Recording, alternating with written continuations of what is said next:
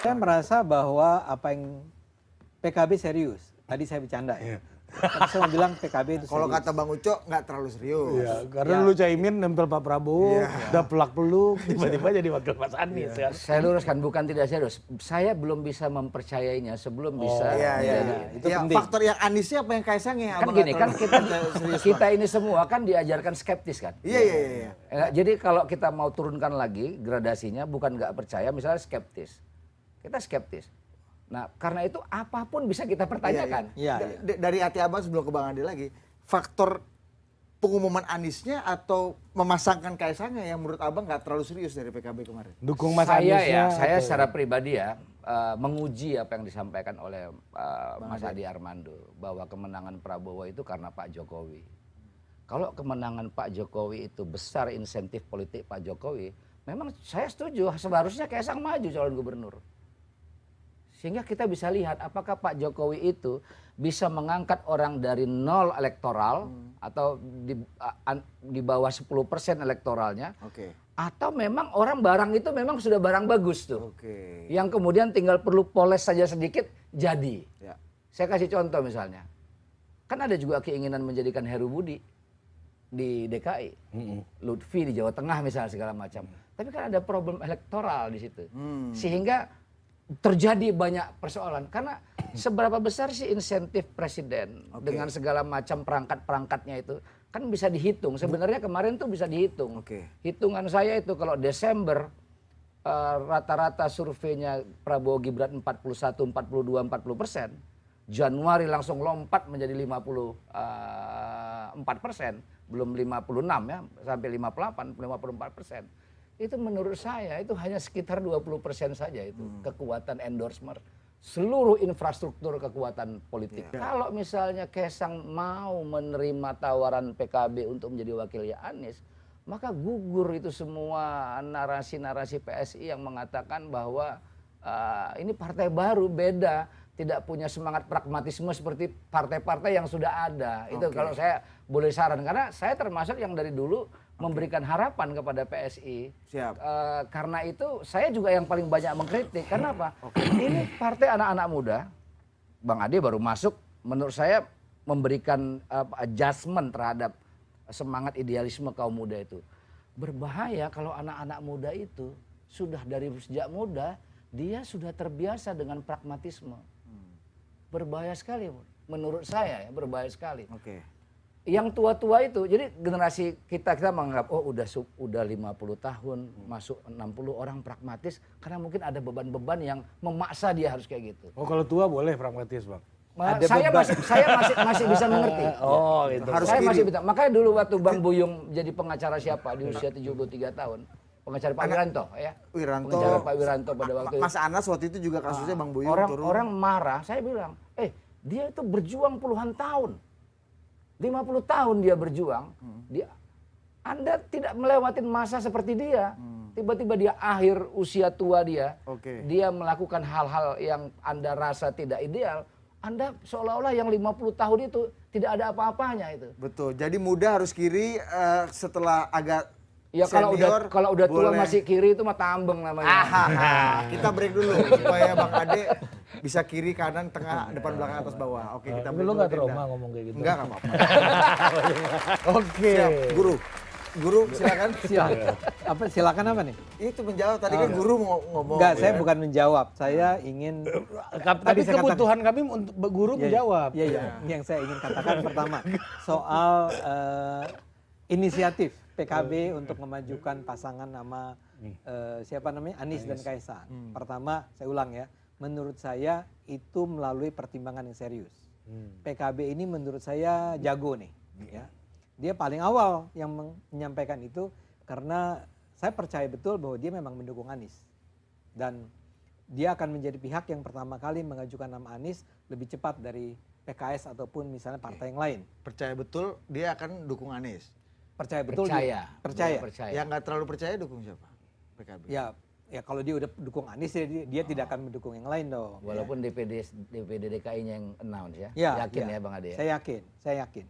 Dan saya yakin karena memang sebetulnya secara kita kalkulasi statistik lah, maksud saya adalah dengan merujuk pada data, memang calon gubernur yang salah satu yang terkuat, kalau bukan yang terkuat adalah Anies. Itu nggak bisa dibantah dan datanya bunyi seperti itu. Ya, saya belum lihat tuh yang Bung Andi bilang tadi penelitian SMRC ya. Tapi kalau saya kan hanya menggunakan hasil hitung-hitungan pilpres kemarin. Ya. Kalau pilpres kemarin kita ngelihat ke Jakarta, ini ingat ini Februari loh ya. Maka angkanya adalah 41% Prabowo, 41% Anies, 17, 18 Ganjar. Dan selisih antara Anies dan Prabowo di Jakarta itu 0, sekian persen. Tapi itu dengan data luar negeri. Kalau nggak ada data luar negeri, Anies yang menang. Oh bahkan ya. Sekitar Jadi 29.000 suara dari luar negeri itu masuk di selatan. Ya. 300.000 untuk Prabowo, itu 100.000 untuk Anies. Jadi kalau itu dibuang, Anies itu unggul 250.000. Ini injeksi global nih. Ya, nanti kan luar negeri tidak milih nanti. Jadi kalau gitu bahkan kita perlu koreksi itu. Mungkin 42-41 lah ya, atau 42-38 atau berapa atau tapi Anda tahu lah cara ngitungnya. Ya. Sekarang saya udah mulai bingung nih. Jadi 42 berapa? Tapi ya itu data pegangannya itu ya. Ya kurang lebih gitu cuacanya. Cuaca terkininya. PSSI belum survei Bang. Yang Jakarta. PSSI belum survei tentang DKI. Kalaupun ada belum keluar. Ya. Nah, Anda kemudian menyatakan tadi SMRC 39. 39 Anies. 21 bukan Prabowo, siapa? 21 Ridwan Kamil. Iya betul. Saya dengar begitu. Ya. Konon begitulah paling tidak. Tapi saya duga adalah angkanya emang nggak jauh kan, 39 ke 41 tuh sesuatu yang berada di situ-situ juga. Jadi menurut saya, pertama, kalau pakai data Pilpres tadi, memang walaupun dengan selisih yang sangat tipis, Anies di atas. Sekarang yang 17% nih, yang Ganjar.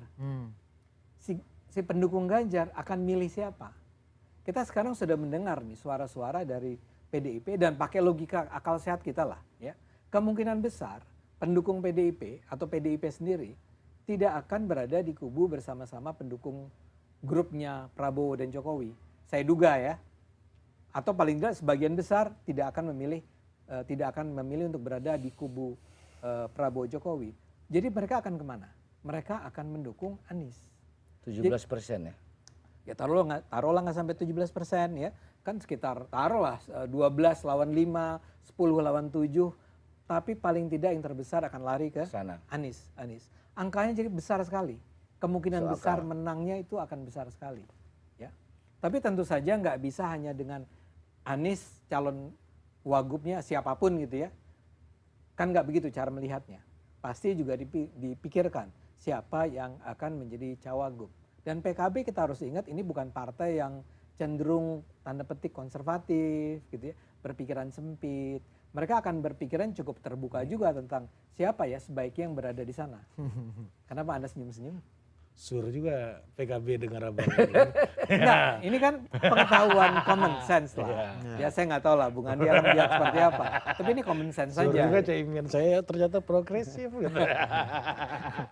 Itu kata host ya. Ya, jadi saya mau bilang. Berdasarkan statement abang. Sekarang pertama. Jadi kayaknya mengajukan nama Anies itu bukan sesuatu yang jujur. Itu jujur. Itu bahkan kalkulasinya sangat rasional. Kenapa harus Anies? Yang kedua. Tapi kemudian pertanyaan berikutnya adalah kenapa harus Kaisang sebagai cawagupnya? Abang mempertanyakan itu? Kalau saya iya. Gitu. Ya. Abang melihat level kejujurannya di mana tuh kalau saya nggak bilang nggak jujur. Saya mau bilang bahwa sekarang kita cek nih kenapa harus nama Kaisang yang diajukan kan? Kenapa? Ada beberapa kemungkinan.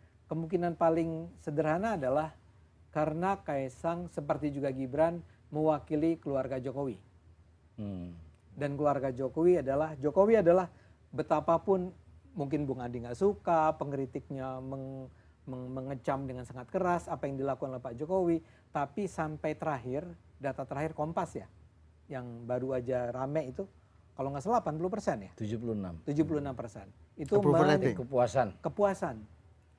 Jadi walaupun orang udah bilang tentang lemdak segala macam, tentang kebijakan-kebijakan kayak undang-undang apa yang kemarin diramaikan itu, Ya udah soal MK, soal MA, soal MK segala macam, orang tuh tetap mencintai atau menyukai atau mendukung Pak Jokowi dan keluarganya sebetulnya. Itulah yang kemudian tadi dikatakan menyebabkan Gibran tuh punya sumbangan besar terhadap kemenangan Prabowo kan. Nah sekarang orang kedua setelah Gibran namanya adalah Kaisang, ya. Dan Kaisang itu adalah orang yang memang terlihat sekali sangat dekat dengan bapaknya. Dia represent bapaknya sebetulnya. Jadi mengajukan nama Kaisang adalah sebuah upaya yang menurut saya sangat pintar untuk menarik suara dari orang-orang yang selama ini barangkali berseberangan dengan Anies. Yeah. Ya. Minimal sebagian. Sebagian. Iya. Jadi make sense.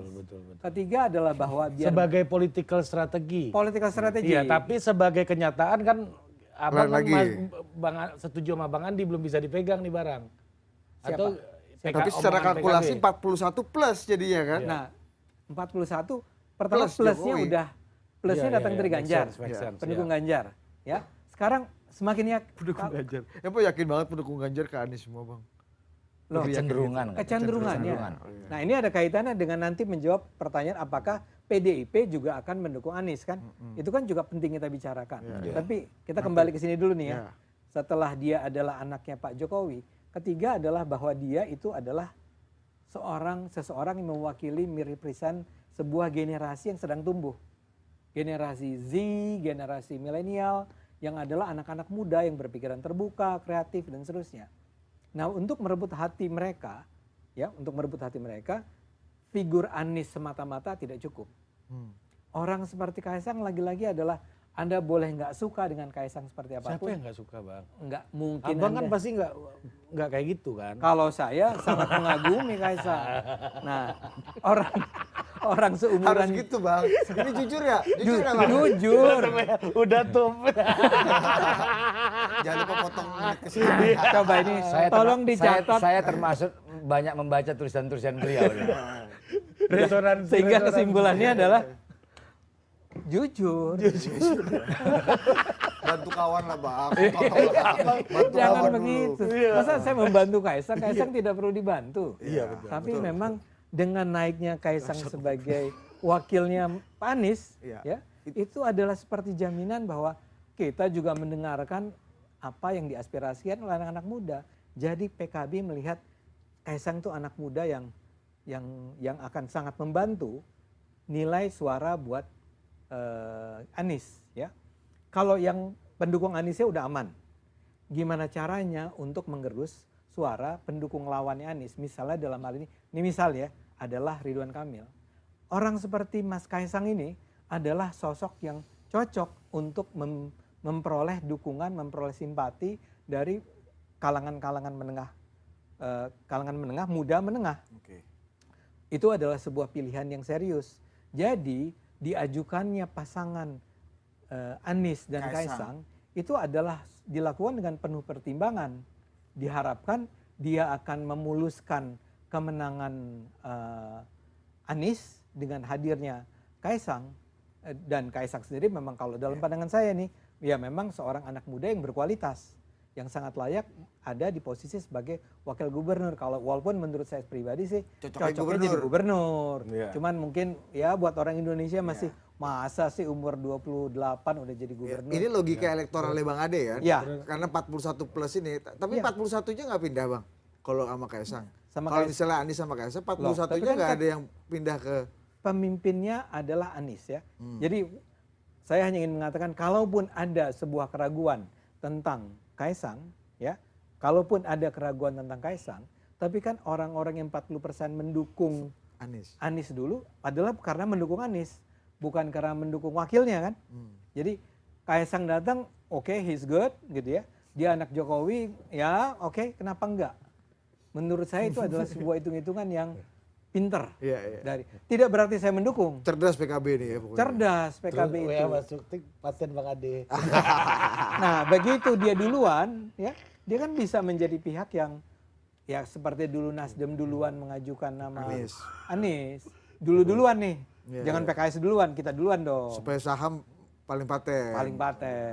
Dia barangkali bahkan tidak akan atau gini, dia akan bisa mengatakan, loh orang yang saya ajukan sebagai calon wakil gubernur itu juga bukan dari kami loh, bukan partai kami loh. Sementara PKS kan katanya mengatakan dia akan dukung Anies kalau cawagupnya adalah datang dari PKS. Oke. Bang Ucok, gimana Bang? Kakanda. Masuk akal kan? Iya, masuk akal penjelasan beliau ini.